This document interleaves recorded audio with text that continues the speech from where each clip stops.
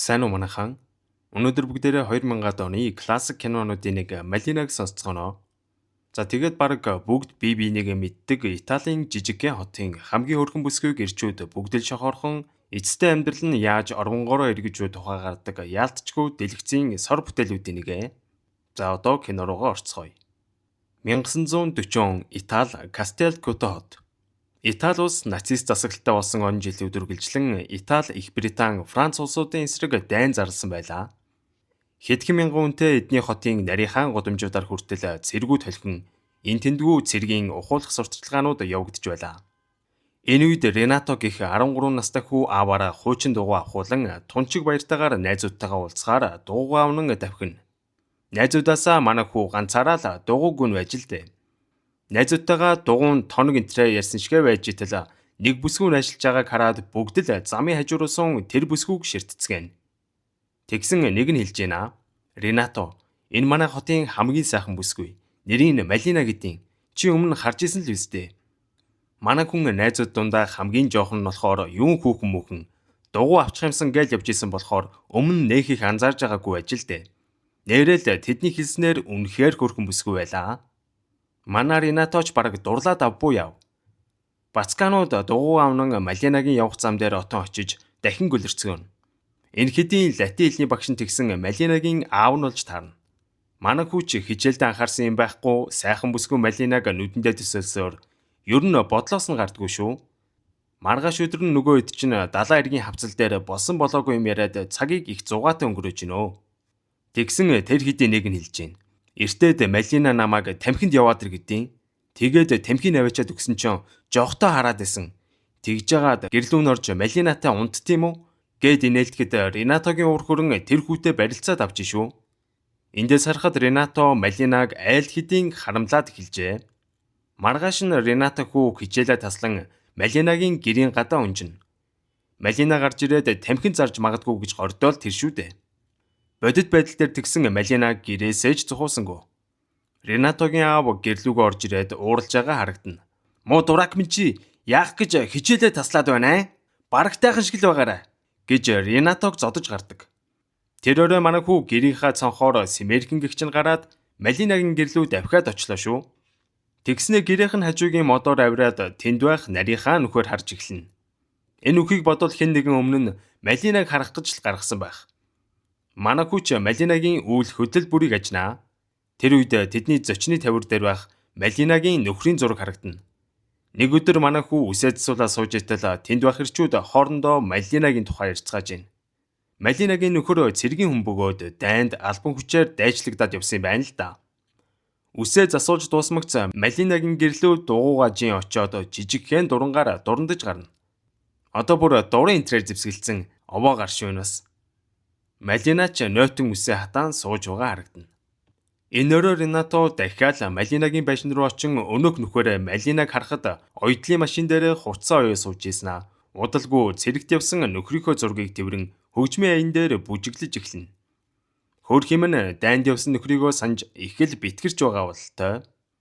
Маргааш өдөр нь хүү хөгжмийн дэлгүүр дээр очсон өчигдөр Малинагийн бүжиглээд байсан аяыг болохоор дэлгүүрийн худалдагчтай ярьж гарнаа.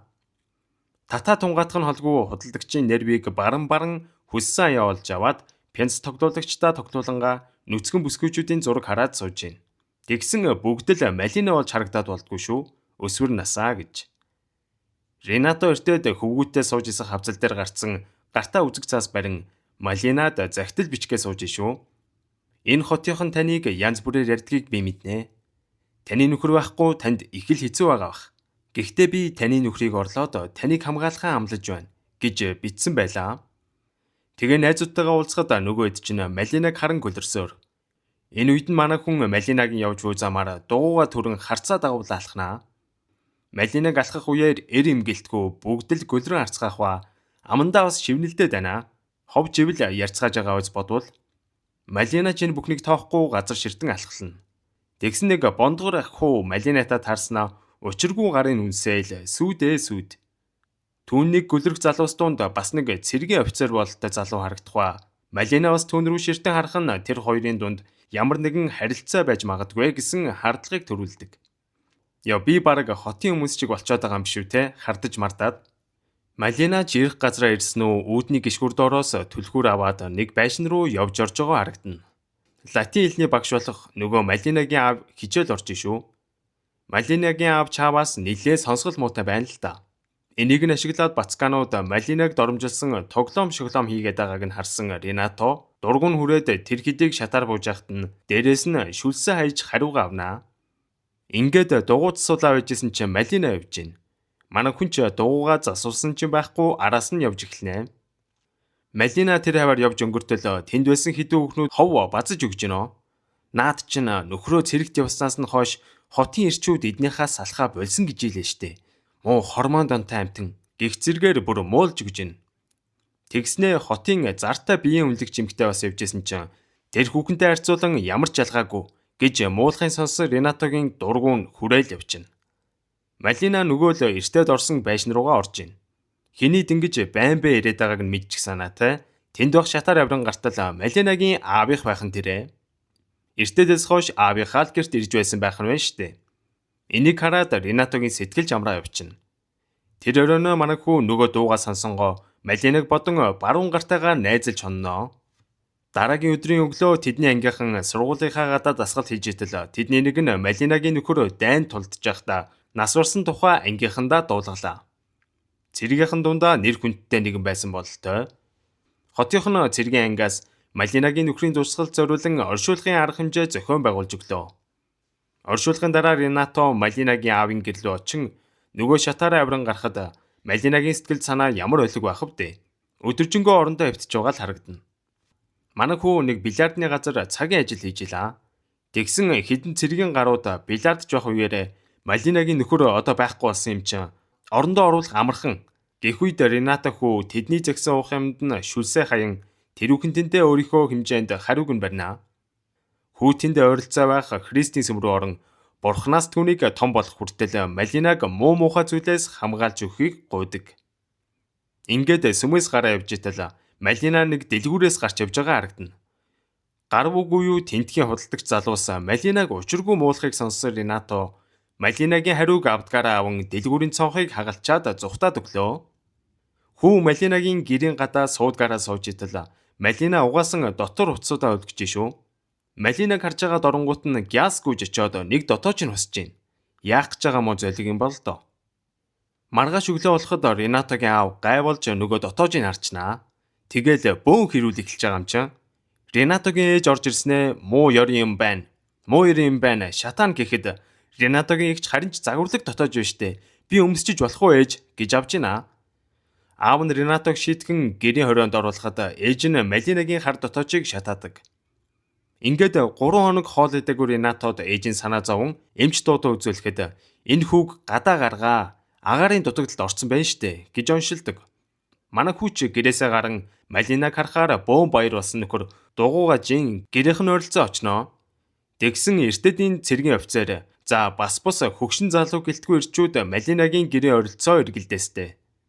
Хэсэг хугацааны дараа Малинагийн аав хичээл орж явах үеэр сургуулийн эрхлэгч орж ирээд нэг загтал шиг юм өгöd гарч ишүү. Нэг хартал таны охин хотын бүх ирчүүдтэй явуулж гин гэсэн утгатай зүйл бичсэн байдаг. Энийг уншсан Малинагийн аав охиноосоо ичиж байгаа нь илт харагданаа. Энэ өрөө манай хүн нөгөө л байшингийнхан нөхөр Малинаг тагнаа харж итэл нөгөө офицер залуутай байж идэг байгаа. Офицер залуу Малинаг үнсэх үеэр манай Ренатогийн уур хүрээл явчихлгүй яах вэ? Ингээд офицер залуу Малинагийнхаас гарч явахтай зэрэгцэн нэлээд хижээлдүү насны хотын шүдний эмч зөрөөд ирж гин. Тэгснэ офицер луу шууд дайран чи миний сүт бүсгүн гэртээ юундаа эргэлдээд байгаа эндээс зайл гэд өөрөө алгадаад эхэллээ. Офицер залуу харин эр хүн шиг зан гарган хариу үйлдэл үзүүлсэнгүү. Тэгсэн бүр давраад хоёр дахь алгадлаа. Офицер залуу энэ удаа тэссэнгүү цохиод авалгүй яах вэ? Ингээд бөөн зодон. Тэгсэн гай болж нөгөө шүдний эмчийн авгаан цагдаа сэргийлэх дагуулж ирснэ. Малинагийн хаалхыг балбаад чи муу завхаа юм. Айлын нөхөр эргүүлэхээс ичээч гэд харааж явна. Тэгсэн маргааш хотынхон бүр ярих мүлжүүртэй сэдвтэй болоодглоо шүү. Өглөө нар ургахаас жаргах хүртэл гуталчин, түлээчин, үсчин цэргүүд юу л байдیں۔ Ирэмгүй өчигдөр Малинагийн гэрийн гадаа болсон зодооныг яриастай. Тэгснэ хамгийн инээдтэй нь бараг бүгд л тэр зодоонд Малинаг буруутгах гэвэл яах вэ? Бүр Малина эннийхээ төлөө шүүхэд дуудагдах ёстой гэж үзэх хүмүүс ч цөөнгүй байна. Малинагийн тухайн энэ ярианаас болж түүний аав ажилласаа сайн дураараа гарчээ. Малина аавын дайран түлхүүрээ итэл аав нь гэрийнхаа цойжийг сольсон байна. Үүнээс харахад аав нь Малинаг өөрийнхөө охин гэж үзэхээ болсон бололтой. Одоо аав нь хүртэл энэ бүсгүйг хajлаа. Энэ бүхнийг манай хүү холоос санаашрангуй харсаар л. Тэгснэ нэрнгэсэл тэр хоёрын зодооны бурднаар Малинаг яллахаар шүүхэд дуудсан байна. Хөөрхий бүсгүй зовлон нэгээр дуусахгүй юм да. Ингээд ямар шоронд оролтой биш хотын гайгүй гэгдэг өмгөөлөгчдөр очиход өнөөх нь хамаг үнэртэй ус мусаа цацаал Малина таалагчих гал их л хичээж байна. Манай хүн ч уучрайлан өөрийгөө өмгөөлүүлэхээр боллоо. Манай хүч шүүх хурал дээр ирсэн сууж байна. Тэгсэн шүүгч асууж байна. Та энэ офицер шүдний эмч хоёртой янаг амргийн харилцаатай байсан уу? Гэхэд Малина шүдний эмч аавын минь нэмийг өгөхөөр манад нэг л удаа ирж исэн. Намайг өөрийнх нь сүйт бүсгүй гэж ярьсан байлээ. Яагаад тэгж ярьсныг нь мэдэхгүй юм гэж хариулнаа. Тэгвэл нөгөө офицер залуутай янаг амргийн харилцаатай юу? Гэхэд Малина энэ шүүх хуралд бит хоёрын харилцаа тийм чухал юм уу? Гэхэд за тэгвэл та мэдсэн үү? Тэр офицерыг чинь цэргийн шүүхээр оруулаад албан дахь цэргийн анги руу шилжүүлсэн гэж авдیں۔ Тэгснэ офицерын шүүх хурал зориулж үлдээсэн загтлыг уншиж өгч гин. Загталд Малина тэр хоёрын харилцааг зүгээр л энгийн найзын харилцаа байсан. Гэхийг сонсоод хөөрхий Малина их л гонсоож байгаа харагддаг. Бодвол хайртай дуртай гэж Малинагийн араас гүйжил байсан баг. Энэ үед нөгөө өмгөөлөгч босоод энэ бүсгүй шинэ амьдрал эхлэх гээл үз. Гоо үсгэлэнтэй байснараа энэ эмэгтэй буруу юу? Гэх зэргээр уран үг ашиглаж Малинад гин буруу байхгүй гэдгийг шүүгчд сайн ойлгуулж чаднаа.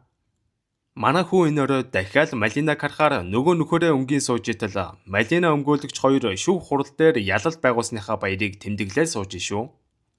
Хундаг дарс сунгаа хөгжмийн аян дээр бүжиглээл. Тэгсэн Малина би таны хөлсөнд одоохондоо энийг л өгч чадхаар байна. Удахгүй үлдсэний өгчий. Гэхэд нөгөө өмгөөлөгч наадахаар чинь би яах юм бэ? Чи оронд нь өөрийгөө л өг гэж чижирсээр байгаад Малинагийн унтлахын өрөө рүү яваад орчин. Манай хүч унтлахын өрөөг нь харах гээд нэг мүжир дээр гიშгэж агаад хөл алдаад унчноо. Рената хүү гараа хугалжээ. Тэгснэ эртээд очисон сүм дээрээ ирээд би Малинагийн өчигдрийн үйлдэлийг уучлнаа. Аргагүй болол тэгсэн шүү дээ. Харин та бурхан юм байж Малинаг хамгаалж чадсангүй гэж хэлээд бурхны баримлын гарыг нь ч гисэн хугалдаг. Рената хүү хичээл дээрээ хичээлээ хийхгүй Малина зориулан хайрын захиа бичсээр сууна. Та тэр өмгөөлөгчөөр яах юм бэ? Би удахгүй том болно. Та жоохон түлээчихдэх үү? Гэд бичиж өгж гинөө. Тэгснээ бүр ангийнхаа багшийг Малина болгож хараад бараг галзуурах нэ энэ хүүхэд. Багш нь Ренатогоос юм асуусан чинь та намайг том болтол хүлээчих. Би таныг автсан гэж хэлээд багштаа нэг сайн гөвшүүлнэ. Удалгүй Рената хүү маань шинэ өмд оюулахаар тейлер шопт ирсэн байлаа. Тухайн үед Италиудын хувьд насанд хүрсэн залуус л өмд оюулдаг байж л дээ. Энүүгээрээ Ренато том хүн болж байгаа гэлтгэн. Хүү тэндээс гараа явж итэл нөгөө өмгөөлөгчтэй тарах өгөөд дурандаа артал мань хүн ээжийнхээ гэрлөө орж ийн. Тэгснэ та Малина бит хоёрыг хүлэн зөвшөөрчгэлдөө. Гэхэд ээж нь юунда тэр завхан амьтантай орооцолдох гээд байгаа. Би амьд байгаа цагт чи Малинатай суунл гэж байхгүй шүү. Гэж байгааг сонсоход энэ өмгөөлөгч ээжийнхээ үгнээс гардгүй мамас бой бололтой. Хүүч өмгөөлөгчийг дагсаар манер Малинатай машинда суун уулзж буй дүрс харагданаа. Малина нүдэндээ нулимстай. Харин өмгөөлөгч бараацсан сууж байгааг харахад манай ээж чамайг зөвшөөрөхгүй гинэ. Хоёулаа нийлнэ гэж байхгүй байна гэж Малинад маань хэлсэн бололтой. Төшиг тулгууртай болох гэсэн дахиад болсонгүй дээ хөөрхий. Харин Ренатогийн хувьд бол энэ сайн мэдээ. Хэд хоногийн дараа манай хүү үсээ засуулж өнгө орчоо явж итэл Малина явж шүү. Дагаад явтал хүмүүс манай бүсгүйг гудамжаар явуулах шинжгүй. Малина ч хөөрхий хөнгөө гудамжаар алхасаар зорьсон газар ирсэн бололтой. Удаачран алхахад манай хүн ч өдөөс нь алхалнаа. Ренато ч өөрлөө нэрж байгаа юм байх та гэд өөртөө итгэхгүй алхахад Малина харин зөрөөд явчихна. Тэгснэ Антонио гэх гурил будаа зардаг залуутай уулзах өгөөд Антониогоос элсэн сахар, гурил энтергээд баг саг юм нууцаар авч байгаа нь инэжээ. Хотынхон Малинаг гадуурхаад бүр хүнсний бүтээгдэхүүн хүртэл зархаа болцсон байгаа юм байна. Аргагүй эрхэнд хүмүүсийн нүднээс далд авч байгаа нь энэ. Гэтэл энэ үед Америкийн цэргийн онгоцнууд тэдний хотыг бомбогдож эхэлдэг. Тэгсэн бөмбөгдөлтөнд Малинагийн аав харамсалтайгаар өртөн нас барсан байлаа. Удалгүй Малинагийн аавд хүндэтгэл үзүүлэн орчуулгын цуваа явж явах үеэр манай хүүч юу гэж дутгав явж л байна. Ууг гашууг нь хуваалцах нэрийдлэр залуучууд Малинаг үнсэж өнгөсөөр л манай хүүч юундаа дутгав дурсан бүсгүйгээ яг үнсдгийн даваан дээр нэг шаврын алт гарч ирээд гай болно. Манай Ренаточ хардгаараа хараа сууж итэл нэг цэргийн машин өрөөд ирж байна. Бууж ирсэн цэргийн нөхөр нууцаар Малинад хүнсний юм авчирсан бололтой. Тэгснээ гэрлүүн орсноо учир зүггүй Малинаг үнсэж өнгөд юу болох гээд байгаа нь тодорхой. Малинач эсэргүүцэл үзүүлсэнгүү хувь тавилантайгаа эвдэрсэн бололтой. Энэ бүхнийг харж суусан Ренато хүүгийн хазар дагуу нулимс урсаж энэ бүх зүйлд үнэхээр их хурлан бухимдалгүй яах вэ? Маргааш өглөө нь манай хүү гудамжинд явж итэл Малина явж шүү. Үсээ улаанаар будаад бие барьсан ганган уцаар өөрийгөө гойжээ. Гудамжинд явж байгаа эрэгтэйчүүд байтугай эмэгтэйчүүдийн ч нүд салдгүй шүү. Малина өмнө аль болох бусдын анхаарлын төвд орохгүй хичээн алхдаг байсан бол энэ удаад яг эсрэгээрээ байгаа нь харагдана. Ингээд алхасаар тэнд байх кафений урд суугаад тамхиа гаргахад киноны хамгийн алдартай хэсэг гарнаа.